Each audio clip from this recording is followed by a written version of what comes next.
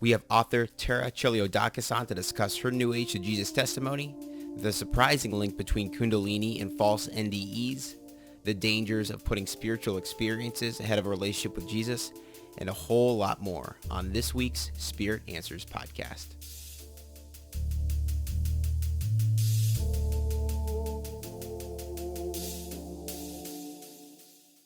Well, I'm so thankful to have on the podcast today Tara Chelioudakis with us. She's the author of the book, The Narrow Path. Tara, thank you so much for joining us today.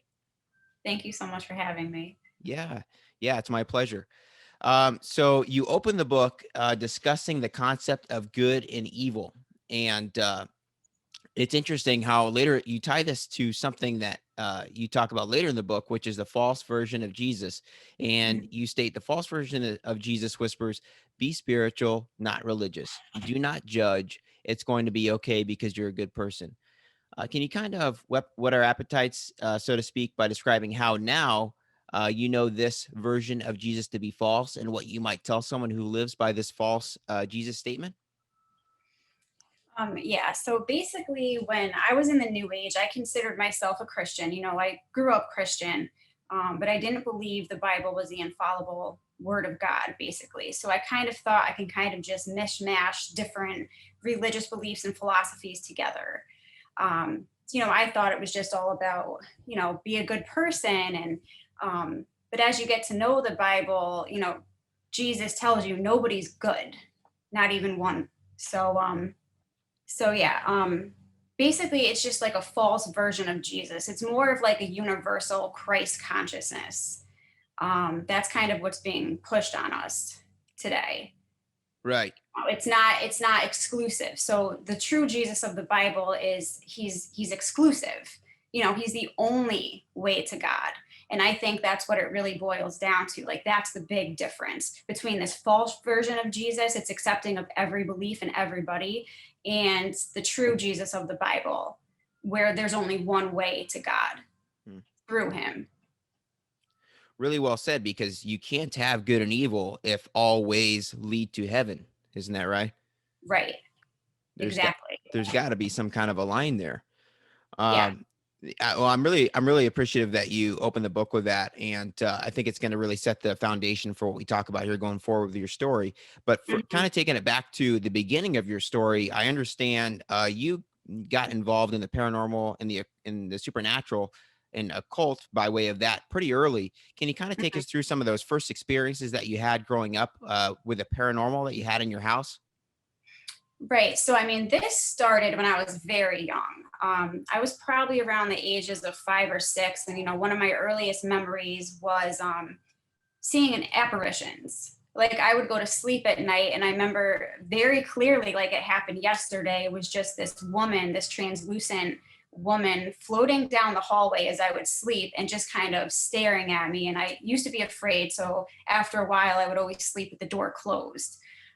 However, as I got older, this always stayed in the back of my mind. This kind of, put an interest in me to always have questions like, what was this? What am I seeing? And at the time I didn't know it's a ghost necessarily. I remember telling my mom about experiences, and she would kind of just, brush me off. Maybe you were dreaming. But as I got older, I was always searching for answers because I had these experiences. It made me want to look for something. I knew there was something greater than, what we see here in this dimension. So I used to just delve into all types of, like, paranormal, ghost hunting books. I got into astrology. I used to do like whole birth charts, psychics, tarot cards. It just, and like I said, even though my parents were Christians, we go to church, but I would always think that, that's kind of narrow minded. There's so much more out there. Like, Jesus can't possibly be the only way. Um, so really just my whole life, I feel like I had this experience to basically, make me want to be, or make me want to search for answers, aside from God. Mm-hmm. So in a way, you feel like some of these experiences happen. God allowed them to happen to kind of give you an understanding that there was more to this life than just the physical. Right. Right. I And also so it made me very curious. Yeah. And I also understand too, one of those experiences was, it sounds like a peaceful experience that kind of coincided with Jesus. Isn't that right? Right. So the thing is like so when I was a teenager, probably like a preteen teenager, when I kept getting into all of this stuff, I would find that I would just have all these bouts of depression. I was on and off depressed for no reason.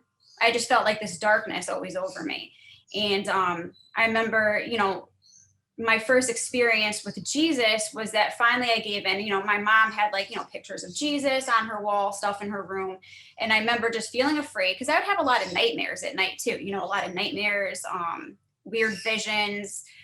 So it started scaring me. I was scared to go to bed at night. I just always had this dark, eerie energy like around me in my room. And I remember getting a picture of Jesus and it was a prayer. And I hung it in the corner of my room. And I remember that time at night, I had said this prayer and went to sleep. And I do remember for the first time in a long time being able to sleep and feeling comforted and at peace. Like it kind of gave me the inclination that, Jesus's name has power. Yeah. Yeah. Very similar to what we were talking about just a few seconds ago, a few minutes ago, that maybe this was also something that God was giving you to kind of foreshadow who he was, Hmm. someone that was much greater than any of these ghostly, and as we now understand to be demonic experiences that you were having. You could turn to Right. him. It just, Right. like it does for many of us, it just took you maybe a longer route to get there than maybe Oh, what definitely. than what we would Very like. long. Yeah. Yeah, I can relate. Um, so at this point, then, from what I understand, you started to then, as you got older, kind of delve a little bit more into partying and also kind of experimented with some drug use. Isn't that right?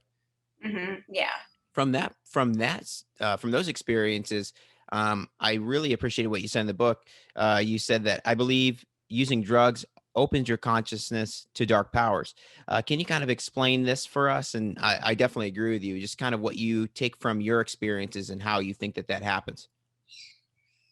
Well, I think it opens up your consciousness. It gives you an altered state of consciousness. And this is what you'll see also with like meditation. That's kind of the point of meditation too.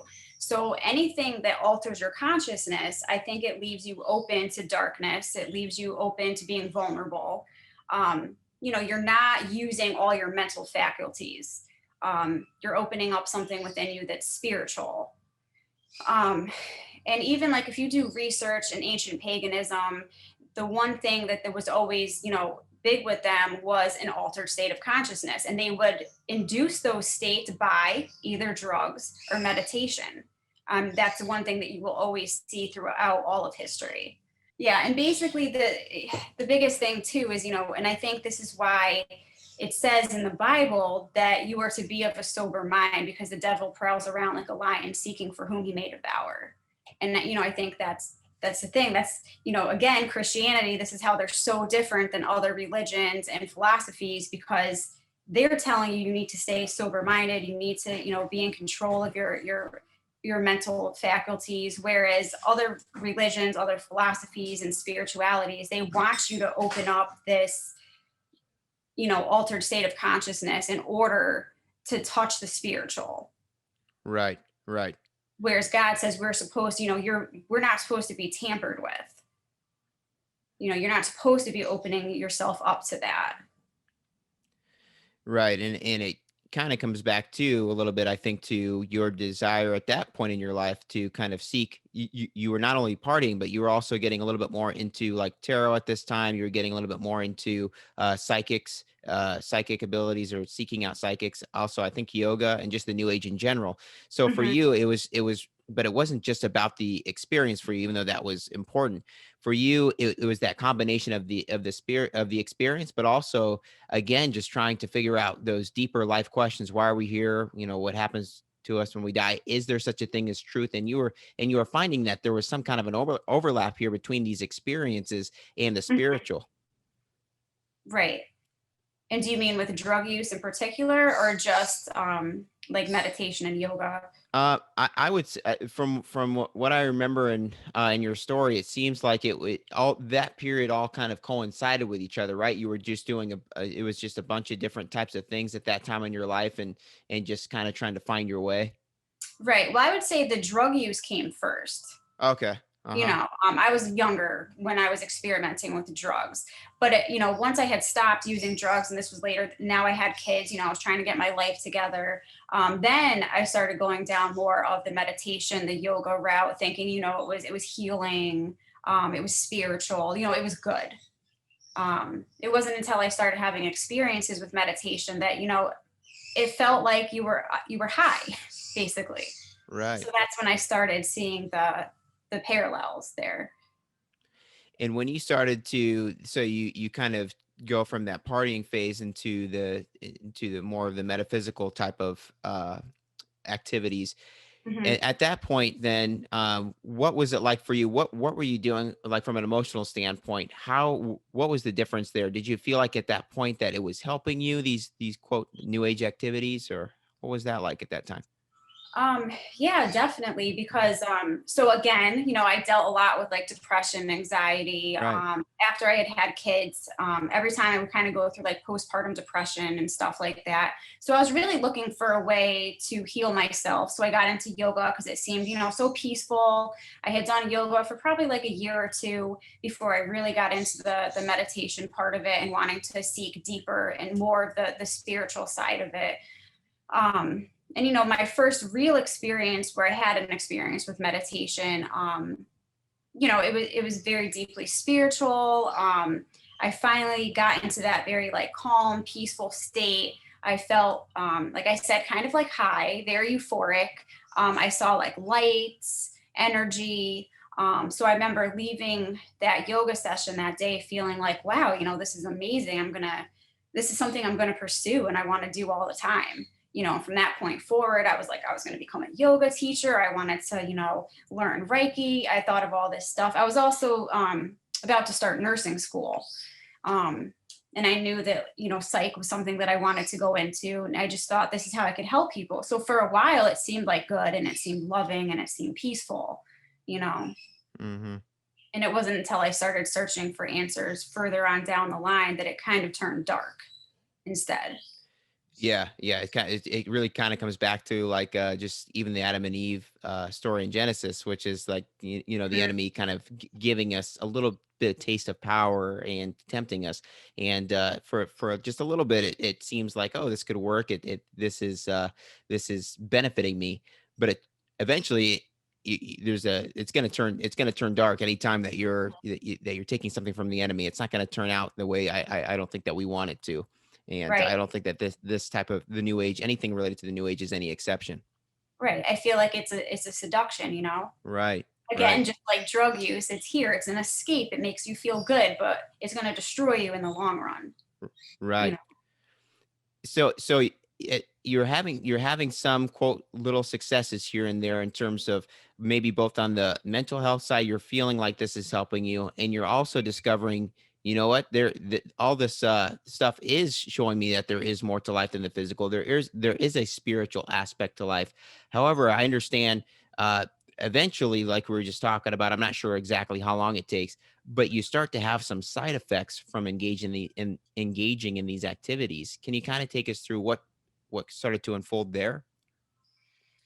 Um, so I would say the side effects were I just started feeling not in control of myself, and this is kind of like what a Kundalini awakening is. Like you start feeling like energy traveling throughout your body.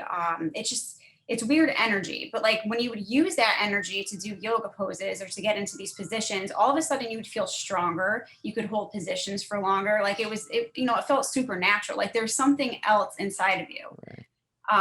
And sometimes I would start to have like these weird cold and hot sensations kind of like running up through like my neck and my head and my spine. Um, and then, I just started, like paranormal stuff started happening in my house too.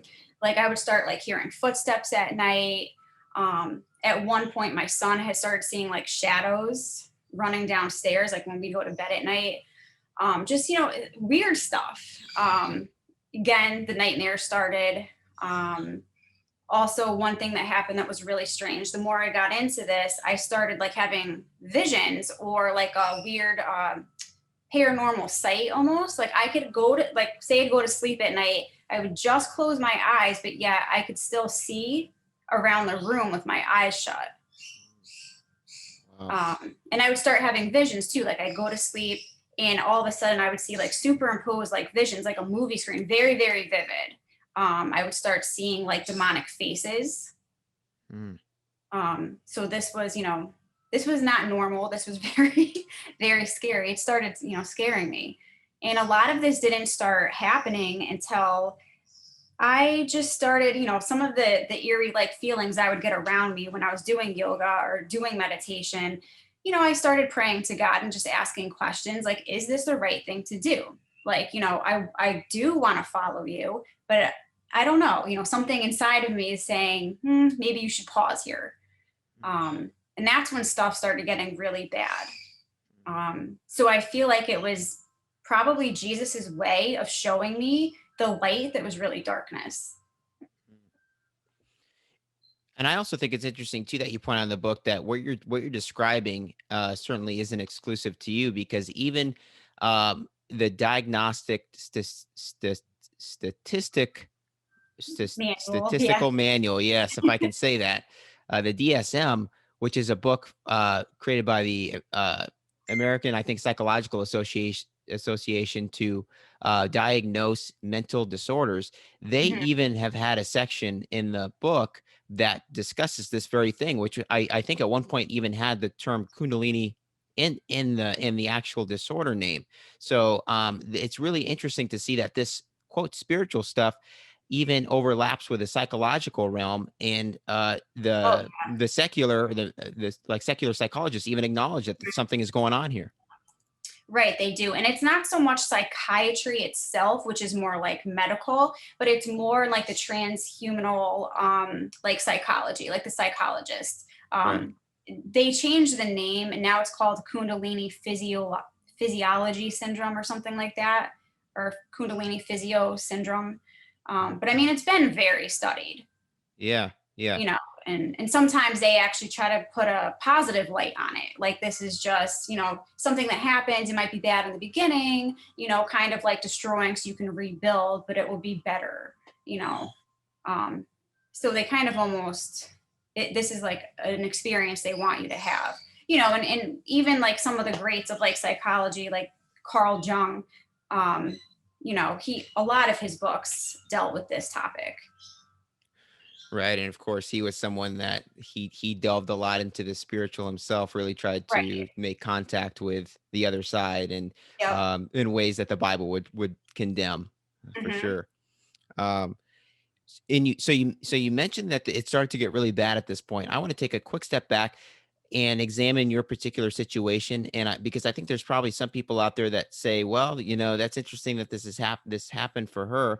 I don't see it happening for me yet. Do you think that for most people it really is just a matter of time? Like the further they get into the new age and these types of activities, the further they get into the spiritual side of yoga, the further they get into tarot, the further they try to um, get into the spiritual components of all these different quote mindfulness activities. Do you think it's just a matter of time for most people to have the same type of effects? Yeah, I think it is a matter of time. And also, I think it's just allowing you to be deceived. I think the difference between people that find out the truth is because they're genuinely seeking, and maybe at some point in their life, God's protecting them. And then there's others who I think God just maybe gives over to that mindset and allows the deception. So I think that that comes into play too. you Yeah. know because then there's a lot, I mean, I know people that they're still or like my yoga teacher, for example, who I was friends with, she had told me all about her Kundalini experience when I was going through this, trying to convince me that it was actually a positive thing. And I mean, it's never changed her mind. She's still really into this thought frame because it seemed good at the time. Hmm. um and then they just go on and keep doing the same thing. So I think some people just, they don't see it, or maybe the devil just keeps them in that deception.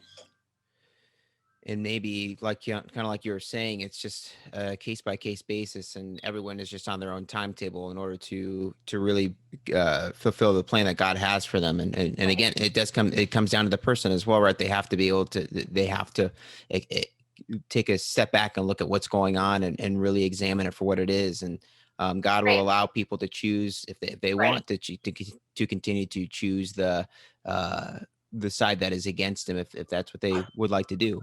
So Right. And some people just, they're turned over to total madness. right. Some people actually go very psychotic. Yeah. Yeah. And I have even seen that, people that are really into this. And I don't know, maybe they had some underlying mental health conditions as well. But, it really can push some people over the edge. And I don't think everybody comes back from that. Mm, yeah. And it sounds like, so kind of getting back to where we left off in your story, eventually it sounds like you were very close to getting to that point yourself, weren't you, when it got really bad? But that's kind of when things started to change, isn't that right? Yeah, so when all this was happening, I was kind of confused of what was going on because I was getting further depressed. I felt further suicidal. I was having the visions, the weird paranormal experiences. Sometimes I'd feel disassociated from my body. And eventually, one day I was home and I had this like weird, these sensations kind of like moving up my spine, kind of like they say what happens with the Kundalini energy. It starts at the base of your spine and then moves its way up. And I was having really bad, weird back pain. And I just felt like, presences around me that were very dark. And I remember just finally just breaking down to God and just crying out to him and just, begging for whatever this was to stop.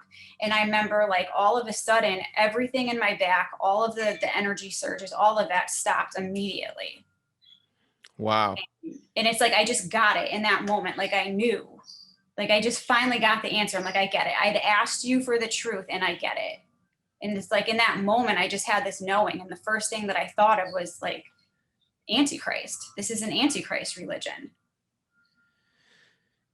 And I also think it's worth highlighting too, before this happened, you had actually started to kind of you started to do a little bit of research, and you realized, I believe this was a little before this happened, you Mhm. realized that some parts of the new age, such as like opening your chakras and yoga, wasn't exclusive to new age practices or Eastern spirituality, but it also overlapped with Luciferianism and Satanism. And that I understand that kind of planted a seed for you as well. And I think that that's just very, I'm sure for some people that's jarring to hear that's Oh the yeah. case. Yeah, definitely. And I think that was one of the things that made me start to ask questions too, was because, I was really into, figuring out how to open your chakras, maybe like astral travel, all of this stuff seemed interesting to me because I was such a spiritual seeker. But yeah, I remember, I'm just looking for like stuff about chakras. And I remember stumbling upon like, I don't know if it was like a Joy of Satan website or whatever. And this was like really big for them. And it just stopped me in my tracks because I'm like, wait a minute, like, why would I want to do anything that that's in the same it has in common with Satanists? Like, why are they doing the same spiritual practices that I'm thinking is compatible with Christianity? So yeah, that really threw up some red flags for me. Yeah. Um, and I think, it's important to note here too. And like when I wrote my book, I did a lot of research, books that I, definitely burned afterwards. Yeah. But, I had like the Book of the Adversary, which is a Luciferian Bible, basically. And I mean, this book is just filled with, chakras and meditation and yoga. And, they make it seem very different. Like these chakras that you're opening, they're actually associated with like the demonic. It's very scary stuff to Mm. read. And here you are thinking you're doing something peaceful and healing, and it's being promoted everywhere, even to our kids in school. Yeah. Yeah. It's really, really scary. And I know on one website, which is like a Luciferian website, when they talk about the chakras, like your solar chakra, they actually call it the solar 666 chakra, Hmm. which is Not subtle very about it at all. scary. And quote unquote from their website, they say, here the chakra one uses to impress one's will when working with witchcraft. It is the powerhouse of the soul. Its symbol is a swastika. which It is, doesn't. very interesting. Yeah, doesn't get much. I don't know. Talking about good and evil. I don't know if it gets much more evil than that. That's pretty Right. crazy. Yeah, so I wanted to point that out because for me, it's just interesting to me that, like you were saying, that a lot of this stuff is really promoted heavily now, and it's coming into our schools, and it's in corporate America, what we're talking about from these new age practices. But yet here it is right there, right in front of us too, in these Satanists and Luciferian books. And Right. for some reason, it's like the connection is just, it just hasn't been made. And I find that to be very fascinating. Amongst most people, that connection has not been made. No, not at all. Because I mean, this stuff is kind of it's hidden, kind of in plain sight, but nobody cares to look. And the thing that's scary to me the most is that a lot of Christians are very much into this type of spirituality too. And it just amazes me because I'm like, I guess people just don't get what Christianity is. Yeah, yeah. Well said. Um, I also like what you said in the book. You said every time I would start to embrace some new age teaching, somehow God would place a source of truth in my path that would stop me in my tracks. So looking back at your life, how much now can you kind of connect the dots and see God in all this, that he was orchestrating together your journey? Kind of like we were talking about before, maybe allowing you to see some things in order to have the greater good to glorify him. Yeah, and I think that's exactly what it is. It's been my whole life. Like I don't even think I really accepted Christ till I was like maybe 34. So, and I'm 40 now. Yeah. So, it took a while. Mm-hmm. But I think that's what it was. He was allowing me to go through certain things. It was like this battle for good and evil. I feel like from the very beginning, God created me in a certain way to have a spiritual sensitivity. And the enemy knew this. And so he wants to seek people like that to serve his purposes, because it's very easy for us to be vulnerable in that way.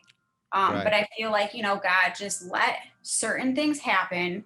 And then, he would align certain things to happen so that I would see it for what it really was, Mm. because he knows all. So none of this was a surprise to him, I'm sure. Um, Yeah, he knows that, he knows the beginning through the end. And I right, agree with you. He knows exactly what needs to happen at the exact right time that's going to bring the most glory for himself. And then ultimately, also I think, obviously he wants to have a relationship with you, and he will do whatever he can in order to cultivate that relationship. I just think, again, I think right, a lot of times when we are wanting something from God or something, I think, like, in that, maybe in that situation, you were maybe still thinking like from the universe. I think he's waiting on us, actually. We think that we're right, waiting on him. He's waiting on us to take another step. right. Because he's not going to force himself on anybody. Right, You right, know what I mean? So he's waiting for you to make that choice, to choose him. And I think that's what it always comes down to. I mean, that's what I was searching for. I was searching for God all along. And, hmm, that's why the devil wants to put different things in your path so that you don't find him, hmm, you know, hmm, has you looking everywhere else for some sort of meaning. hmm. And really that's what I was really just looking for. Yeah, yeah. So after this happened, then it wasn't easy, was it, to go from the way that you were thinking throughout all those years, like in the new age, in developing a relationship with Jesus? It took a little while, didn't it? Yeah, no, it was definitely, it's like, okay, now you have this like this awakening of sorts. You kind of have an idea of truth now, but it's like, well, what do you do with that truth? I mean, it's it's horrible to have your whole worldview just crashing down on you, It's because very now you don't painful. really you don't know where to go from there. You're Yeah, like, everything I believed was a lie. yeah, you know. yeah. So yeah, it took a lot of baby steps, because you're like, all right, well, what do I do now? Do I go to church? Do I get a Bible? So I would start to try to read the Bible. It was totally different than what I was used to. Mhm. Try to now go to church, and you would try different churches, and you just felt different than other people. Yeah, yeah. I think it's like anything. Any relationship, I think, takes time to cultivate. Any relationship with depth, and I don't think it's any different with the creator of the spiritual and the physical. I think it takes time, but eventually, because I know your story. Eventually, there was breakthrough there, I really appreciate one of the things that you said. Just one of the tangible things that you could see a concrete example Mhm. from your relationship is that alcohol no longer appealed to you in the same way it did before, and neither did horror movies. But this Mhm. was more than a psychological shift, wasn't it? This was part of the relationship that you were forming. Yeah, I mean, I think it was just the Holy Spirit. It was having His Spirit living inside of you, and now things that didn't bother you before now suddenly just hurt your spirit. You know, the things that hurt God, suddenly you were feeling. It was really weird because I would, watch like American Horror Story or, shows like that. And then I would Yeah, try to watch it and I was like, oh my God, like yeah, this seems so demonic. Like it just made me extremely uncomfortable. yeah. And there was an empathy there also. I think you described in the book that wasn't there before for other people. You cared about people in their state of being in a different way than you did when you were in the very quote spiritual aspects of the new age, right? Right. Yeah. It just, you just start seeing, you feel sorry for people because you see other people now as, lost. And you feel sorry for like the people that are still like in that spirituality because they just, yeah, the deception, like it seems like all love and light to them. And you're just, when you actually know who Jesus is and you develop a relationship with Him, you just know how much that they're missing out on actually being connected to the creator of the universe, Yeah, for yeah, something that's so superficial and really about yourself. yeah, yeah. That's what it really is. 100%. And that's why I think too, like it's because I kind of feel this way, and I've talked to other Christians that feel this way. And I think once you become a Christian and you see and you have that relationship with Christ and you see the world for what it is, I think it's hard. You realize that the Lord of like the God of this world, God is obviously God, but the person who really rules over this world is the enemy, and that is really hard to see on a daily basis. And Oh so yeah. you really just it's hard to see that, and you want to kind of from that you're ready to go home like to heaven, but Yep. you know that God has a plan for you here. Obviously there's things that you still need to accomplish in order to bring him glory, but I just think there's a huge shift there in terms of the way that someone who has a relationship with Christ sees the world, and how upside down it is, and someone who is still living for themselves. And I think that the people that are still living for themselves and haven't found that relationship, they view a Christian and say, wow, why would you, what, I don't think there's anything wrong with living for today. And if I die, so and nothing happens, so what? This is, it's all about pleasure. That's just there's a Right. total shift there, and Yeah, it's definitely. hard. It's a hard one to go through. Yeah. It's a hard thing to look at the world sometimes and see the Right. way it is. Yeah, you start to feel like a foreigner, Right. literally. Right. Just like the Bible tells you, you're to be in the world but not of the world, and you truly feel that because suddenly you're like, wow, I really don't belong here. You know. Yeah. 100%. I really another part of the book I really like, which was really interesting to me. So we've already been kind of talking about the dangers of yoga and meditation stemming from both a combination of emptying your mind and letting spirits and energy come into your mind or into your being. As you state in your book, there's a really good book called The Buddha Pill, which I've wanted to read for a while, that states 60% of those that go on a meditation retreat have at least one side effect, which is really fascinating. But in Hmm. addition to that, you say you talk about how some NDEs are of the same ilk as Kundalini energy. And can you kind of explain this for us, how that overlap kind of takes place there? That's really fascinating. Yeah. So the thing is, you people that have near death experiences, a lot of what they describe and experience even after they have this experience, it's very, it's very metaphysical sometimes, and it's very similar to people who endure Kundalini awakening. Much of the symptoms are the same, not always the really, bad symptoms, but like the more euphoric stuff. And it changes their outlook too on life, and it kind of leads them down a path of being, believing more of the metaphysical. So for example, like this just goes to show. So this is somebody having a Kundalini awakening. Let me just go to the page because I'm going to read this from my book. So this is from the International Association for Near-Death Studies. This is what somebody writes in their experience. In 1974, I activated Kundalini through meditation, but I did not know what I was doing. It erupted big time and blew my mind away. It was scary. I had a health problem in my ears and I was in a very bad car accident, so I meditated several hours a day. I first noticed Kundalini rising in my head. It slowly moved down to my tailbone. After that, all hell broke loose. My heart stopped beating and I stopped breathing. I said, "Oh, Jesus," and all of a sudden I popped out of my body. The next thing I knew, I was hovering over a shore about 100 or 300 feet in the air. I could see the water. It was deep blue and the sand was white. I didn't see any people. Across the water, I saw a mountain range of trees and grass. I thought, this looks nice. Then I noticed I couldn't see my body. I got a mental impression like someone was telling me that my body was back on planet Earth. I said, "Where am I?" The voice said, "You're on another planet." "What about my body?" I asked. The answer I got was, "If they find it, they'll bury it like any other dead body." Then I said, "This is what's known as death." I thought that this was a strange turn of events. I looked across the lake and saw a white sailboat. I wanted to go to it and see if any people were on it. Then the voice said, "You can't stay. You're not done yet." I thought, done with what? The next thing I knew, I was back in my body grasping for air, and then my heart started pounding. So, I mean, this is a perfect example of someone's Kundalini experience. It sounds like a near-death experience. And that's the thing, is that I feel like Kundalini is tampering with certain physiological processes in the body that's actually bringing on a death experience.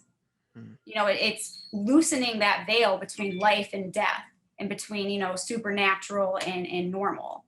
And then also, just to prove my point too, I have a couple articles here talking, comparing like the Kundalini with the near-death experiences.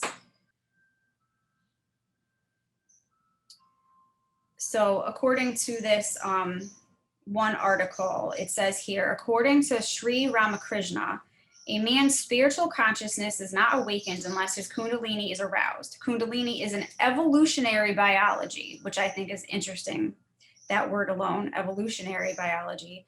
Kundalini is also the motivating catalyst behind the transcendent experience. It's the key to changing our state of being. How? Kundalini stimulates neuroplastic activity in the brain and consequently the ability to see and experience life beyond the material physical dimension.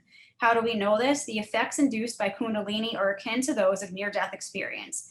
Kundalini shares a series of effects with the NDE. NDEers frequently return from their experience with residual knowledge of metaphysical.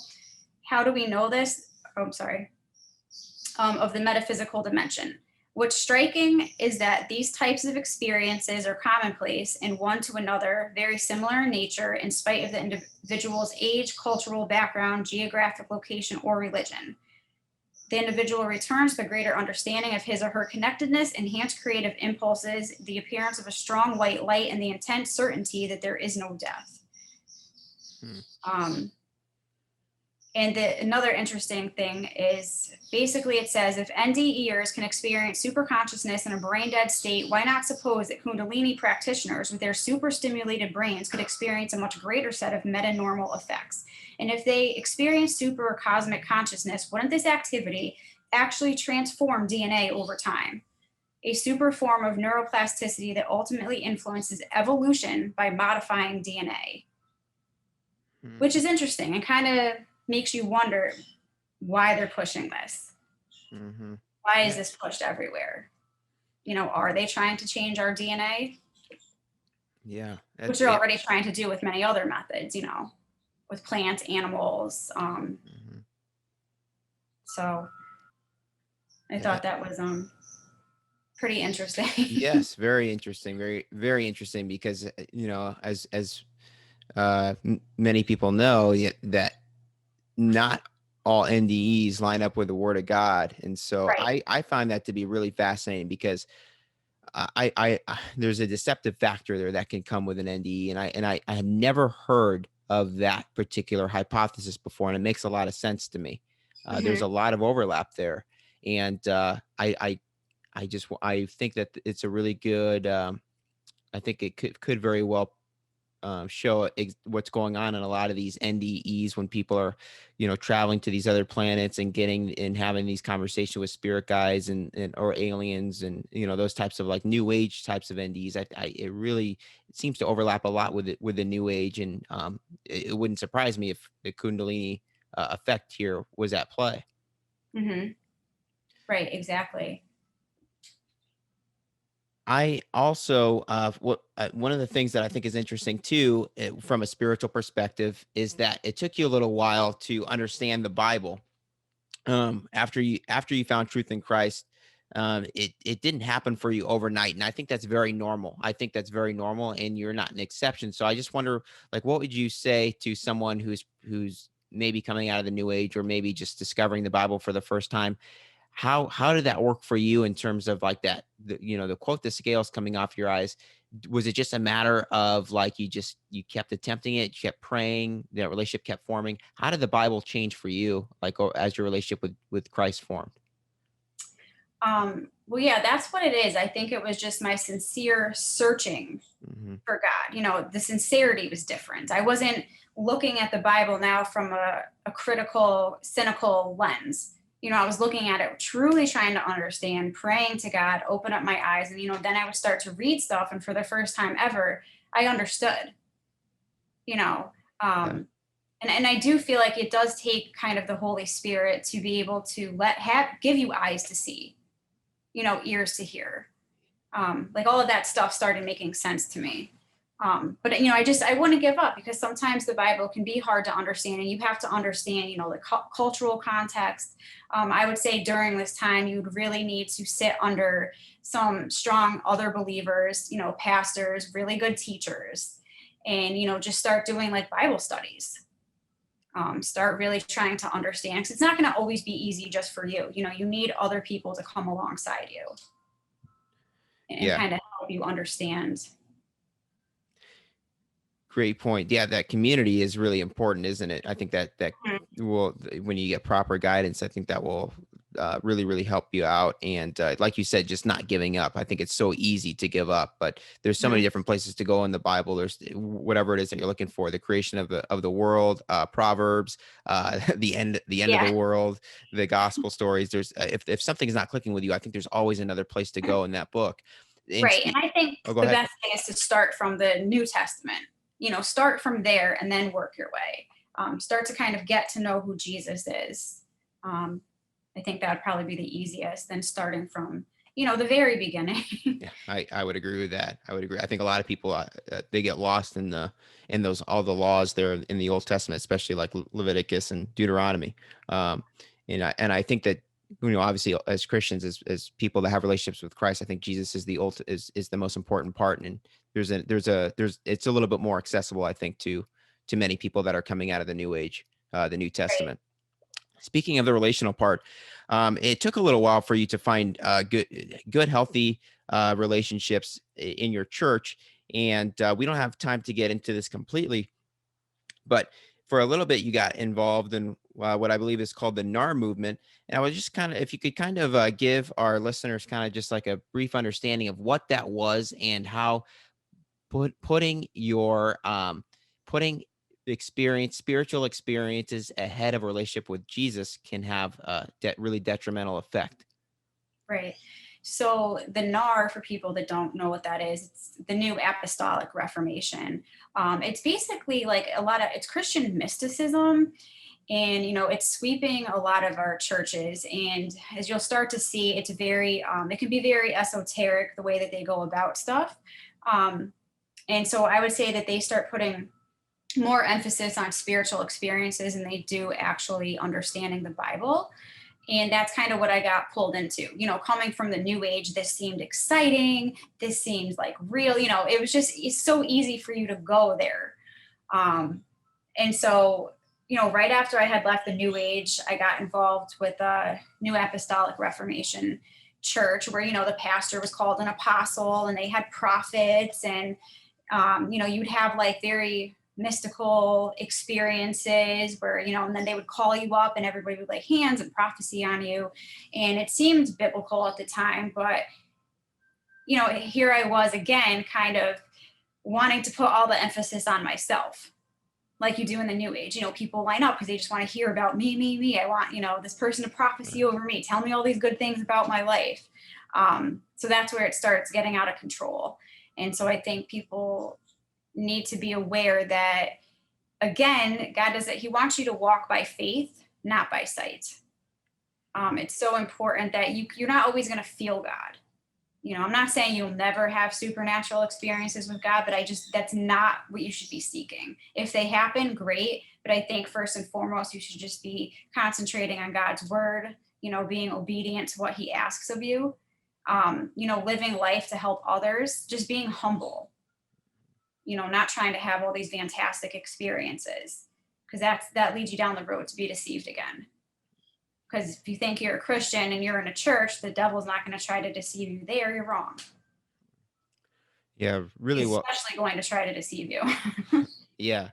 Yeah, really well said, and I'm really appreciative that you said that, especially on a podcast here where we talk so much about the miraculous things that happen, and I think it's very important to not let those things override the relationship with Jesus. Yes, I do think that those things are still happening, whether that be from, somebody leaving the New Age and those experiences that they had, kind of like with you and myself, that let us know that there was a spiritual world, or some kind of a miraculous thing happening over here or there. That God is still, working. I believe his miracles today, but I do think that all of that comes back to the truth. Just like in the New Testament, Jesus's miracles, it wasn't about the miracle; it was about what was behind the miracle. It was the truth. The miracle is like a flare gun that points you to his word and who he is.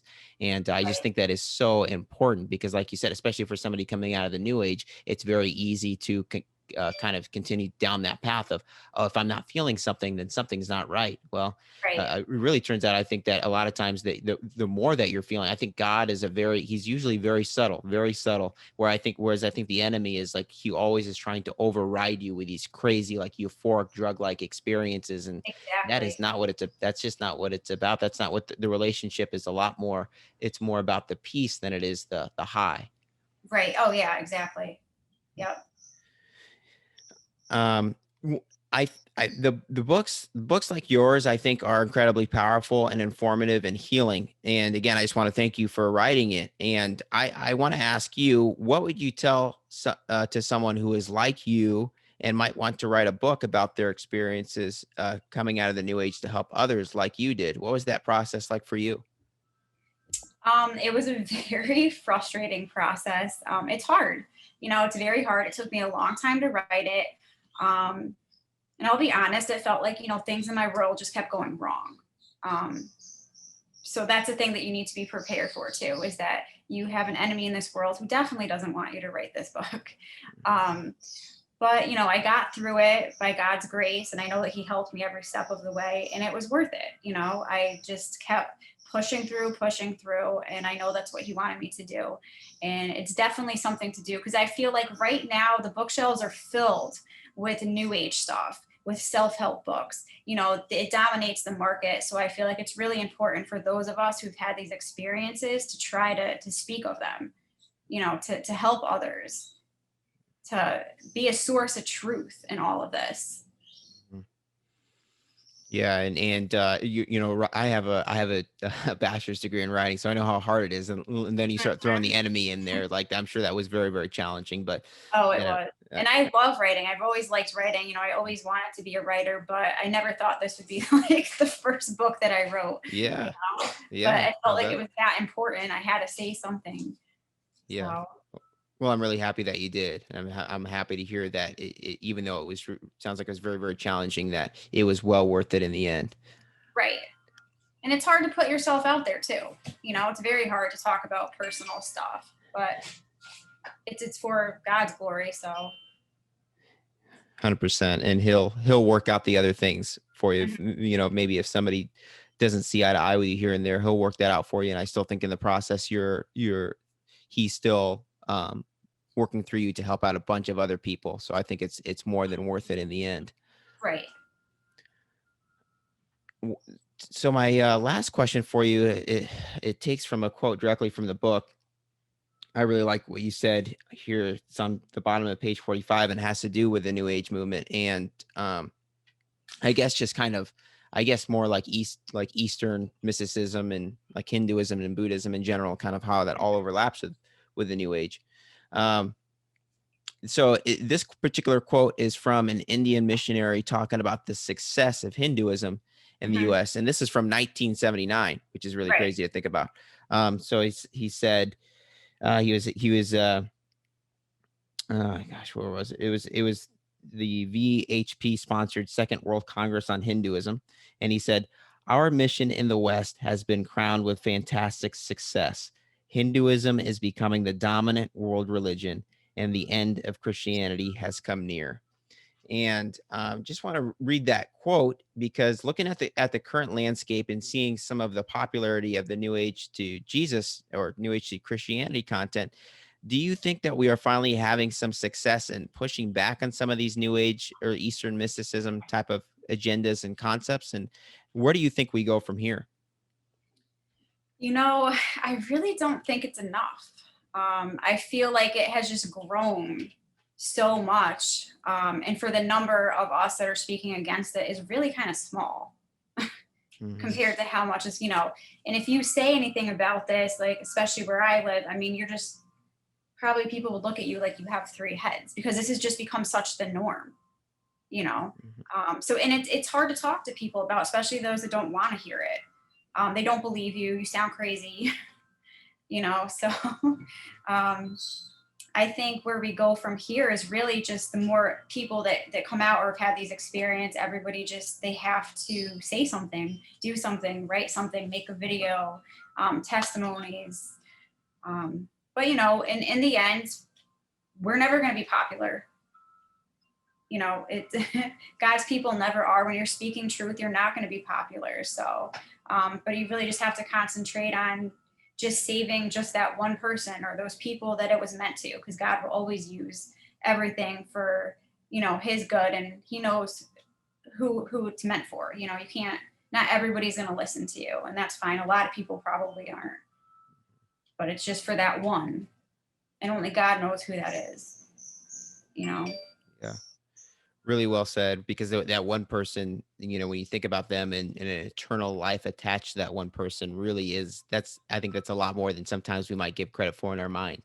hmm Definitely. Because even I thought that, like I wrote my book and I'm like, oh, no one's going to care. Hmm. This isn't going to be popular. Like, and it's not, Hmm. which is fine. But still, just that handful of people that have reached out to me and it changed their life. And it's like, see, then it was worth it. Yeah. Yeah. And I really did have a huge impact on certain people, Uh-huh. Yeah. even people that I never even imagined. Mm. So That is really, really cool. Well, are any other books in mind for the future, or kind of like what are you doing today? Any um, projects coming up? Not really. So it's been tough, ever since this whole COVID thing happened. Now I took my kids out of school. So now I'm homeschooling. I'm still working as a nurse. Just started up my own like business as a health coach. And so I'm Congratulations. really, I'm really, really busy. But, Hmm. the next book that I write, I would really like to get into Christian fiction in Oh, a way awesome. that makes it fictional, but kind of really talks about what is going on the landscape right now or what Yeah. could come, but making it kind of fictional so it's more fun. So Mm.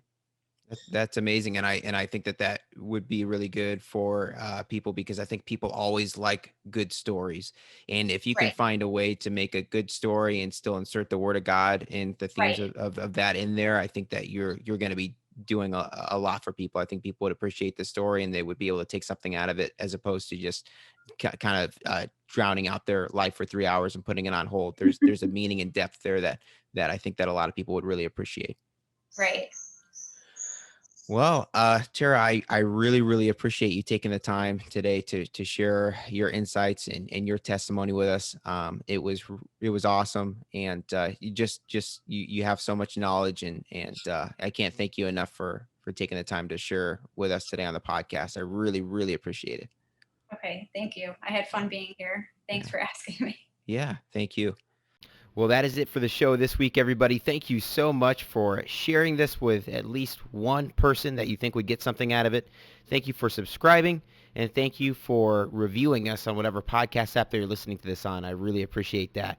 And thank you for submitting your testimony or a testimony that you would like to have us feature on the show to my email, spiritanswerspodcast@gmail.com. Really appreciate that. And just want to really hit home the point that Tara made in this episode as it relates to the Kundalini overlap with false NDEs, because especially in the last few years, I've really seen an uptick with the amount of deceptive NDEs that are out there, and I think this is really alarming. Well, I think it's alarming, and there's a positive to it. And I think the positive is that it's showing people that there is more to life than just the physical. It's planting seeds for people that there is indeed a spiritual realm, that this is this experience that we're having here on earth is very, very minuscule, I think, compared to what it is that awaits us on the other side. So I think that's good that people are starting to have that awareness that there's more to life than what we're experiencing just right now.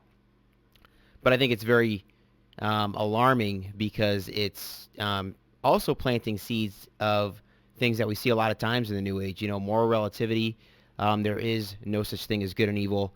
And we see how much this is destroying our society right now, that there is no concrete truth, all these ideas that are coming up, especially lately.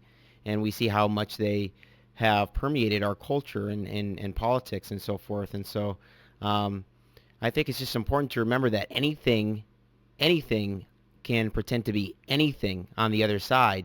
And, we need to really make sure that we're looking at these experiences through a lens of truth. And we, excuse me, and we can do that by looking at things through the Word of God as found in the Bible.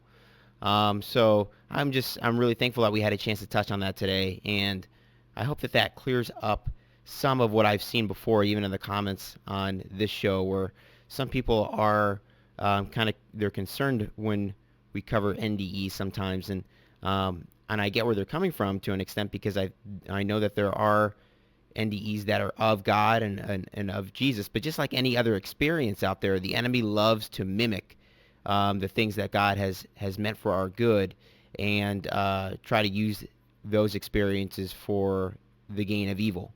So just in the same way, Jesus, supposedly Jesus can speak to us through a Ouija board. We understand that to be demonic deception. The exact same things happen in NDEs. And just so thankful that we have an opportunity here to discuss that. And really, it just comes down to that whole idea is your spiritual experience bringing you closer to God, closer to Jesus. As he said, he is the only way. The only way.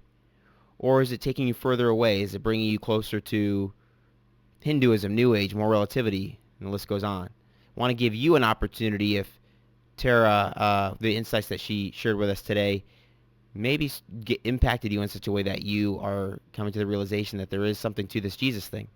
And if that is you, I would ask for you to ask God to reveal himself to you in a personal way. And I would ask you to do this over a period of time, to not give up. And, if you're really searching for truth, you're really, from the bottom of your heart searching for these answers, these big questions in life. Why are we here? What's the meaning of life? I guarantee you that God will make himself known to you in a way that it's indisputable. I just think you have to keep up with it, and it'll happen. In addition to that, pick up a Bible if you haven't done that recently. I mentioned before, I think that sometimes, for whatever reason, it happened for me. We can put off reading the Bible, read any other spiritual text, or look at any other outlet for spiritual answers. But for some reason, the Bible is oftentimes the last thing, our last resort. So I would really recommend you to pick up a Bible and just go. A lot of people start in the New Testament, wherever it is that you're comfortable with starting with the Bible there. I think you're gonna again be really surprised at the amount of spiritual wisdom that you uncover there. So That is it for this week, everybody. Thank you so much for tuning in, and thank you for all you do to support the podcast. I really appreciate it. And may you have a blessed week. I will see you next week. Take care, everybody. Bye-bye.